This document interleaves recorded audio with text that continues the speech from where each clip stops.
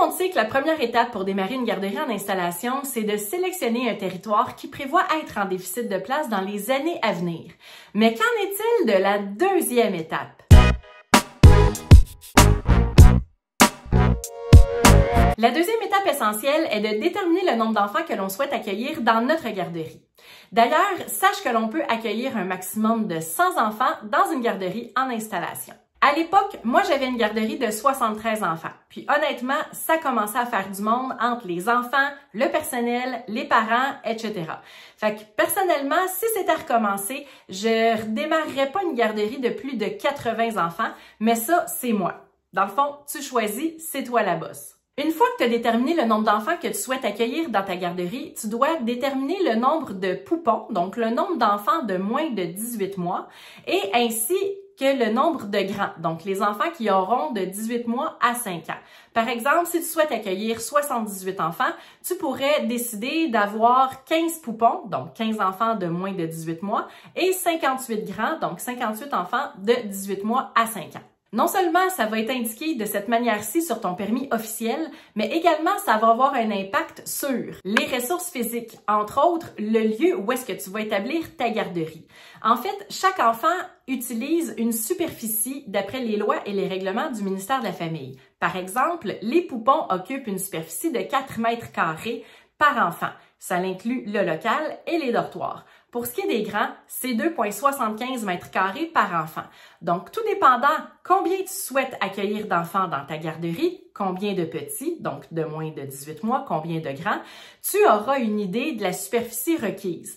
Oublie pas, là, les infos que je te donne, c'est uniquement pour les locaux. Donc, il va falloir rajouter de la superficie pour les aires communes, les vestiaires, la salle des employés, le bureau, la cuisine, rangement, buanderie, etc. Normalement, faut faire environ là, x2 aux superficies des locaux.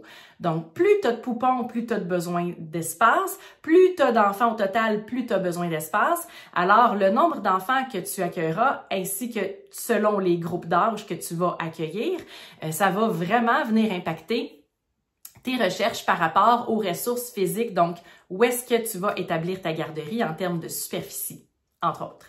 Le nombre d'enfants va venir également impacter tes ressources financières.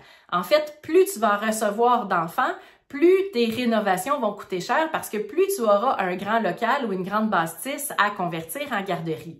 Tu auras également un impact, selon le nombre d'enfants, sur tes dépenses annuelles. Entre autres, ici, on pense à la nourriture, au renouvellement des jouets, au lait, etc. Le nombre d'enfants que tu vas décider de recevoir va aussi venir impacter tes ressources matérielles.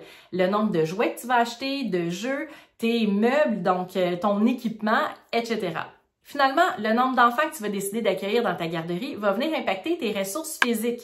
Ici, on pense au personnel, donc on a des ratios à respecter par rapport aux éducatrices versus le nombre d'enfants.